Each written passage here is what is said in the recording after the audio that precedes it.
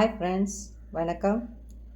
நான் இப்போ குதிரைவாளியில் பொங்கல் பண்ணுறதை காமிக்கிறேன். இது வந்து பச்சை குதிரைவாளி. இது வந்து 2 டம்ளர் எடுத்திருக்கேன்.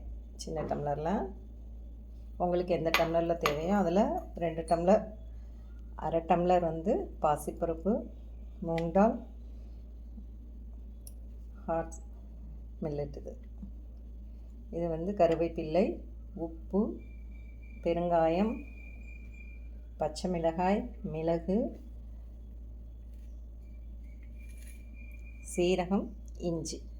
நம்ம பொங்கல் செய்ய தெரியும் இல்லையா, இந்த இதில் எப்படி பண்ணலான்றதை நான் உங்களுக்கு காமிக்கிறேன். நம்ம எப்பொழுதும் ரெகுலராக செய்கிற மணிக்கு தான் செய்யணும். இதை எடுத்து ஆனால் இதை வந்து நல்லா கழுவணும். இது பச்சை குதிரைவாளி.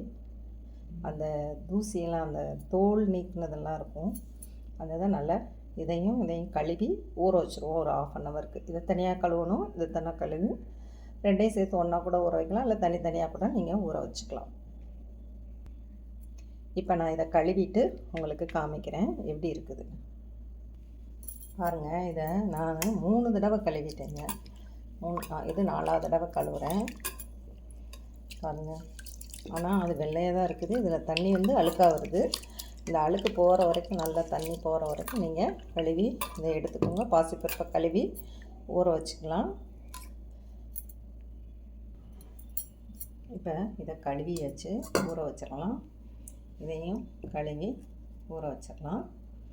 அதுக்கப்புறம் இதை நம்ம என்ன செய்யலாம்,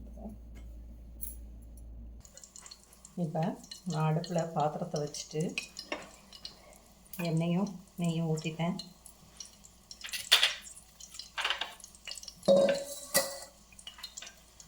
ஒவ்வொன்றா நம்ம போட்டுடலாம்.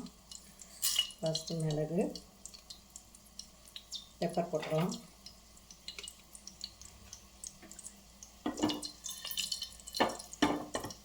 கொஞ்சம் சூடாக வைக்கிறட்டும்.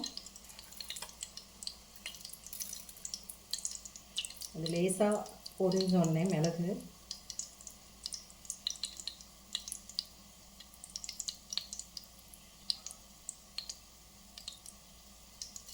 சீரகம், உங்களுக்கு தேவையான அளவு போட்டுக்கோங்க.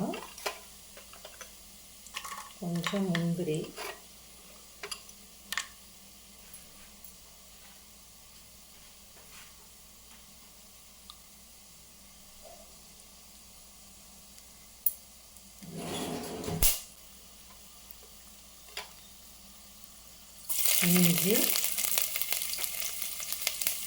இஞ்சி போட்டாச்சு. ஒரு பச்சை மிளகாய் போட்டுருவோம்.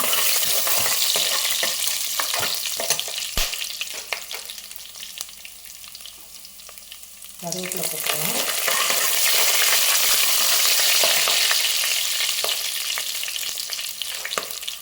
கொஞ்சம் பெருங்காயம் போட்டுக்கலாம்.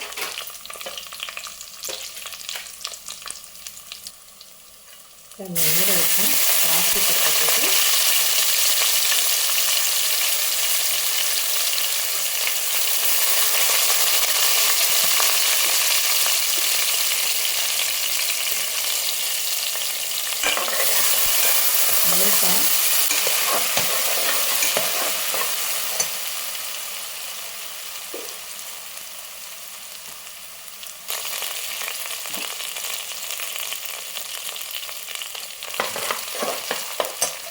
வச்சு வெங்காயம் போட்டுடலாம். குதிரைவாளி அரிசியும் இதையும் போட்டு லேசாக கிண்டிடுங்க, வதக்கி விட்டுக்கலாம்.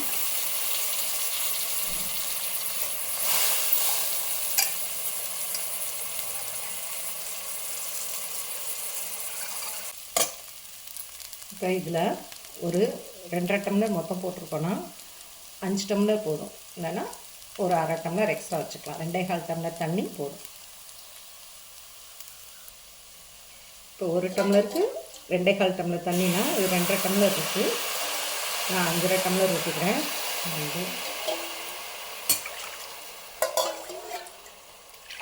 இதை கிளறி விட்டுறாங்க பிடிக்காம. இப்போ இதில் உப்பு கொஞ்சம் போட்டுக்கலாம். தேவையான அளவுக்கு போட்டுக்கோங்க, உங்களுக்கு எது தேவையோ அந்த அளவுக்கு.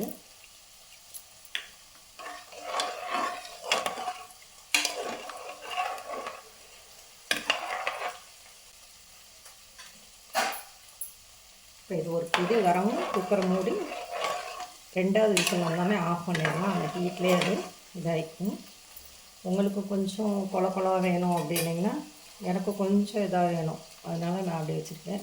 இன்னும் ஒரு 1/2 டம்ளர் வேணால் தண்ணி சேர்த்து நீங்கள் எக்ஸ்ட்ரா ஊற்றிக்கோங்க. இப்போ இது கொதிக்க ஆரம்பிச்சிருச்சு பாருங்கள். 2வது விசில் வந்தோடனே ஆஃப் பண்ணிடுங்க. நல்லாயிருக்கும். நீங்களும் ட்ரை பண்ணி பார்த்துட்டு எப்படி இருக்குதுன்னு சொல்லுங்கள்.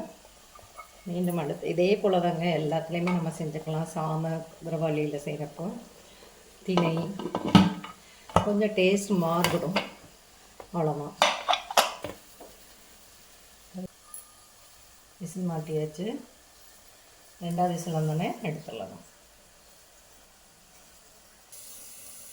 இப்போ ஒரு விசில் வந்துருச்சுங்க. கட் பண்ணி விட்டுட்டேன். இப்போ 2வது விசில் வந்தோடனே நம்ம இது பண்ணிடலாம்.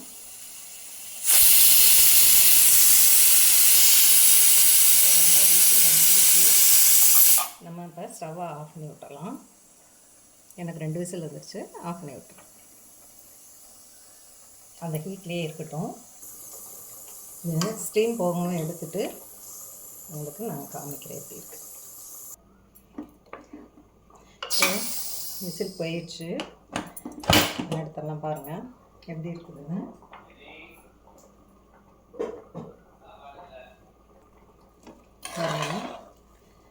கிண்டி விட்டிங்கன்னா எல்லாமே நமக்கு மிக்ஸ் ஆகிடும்.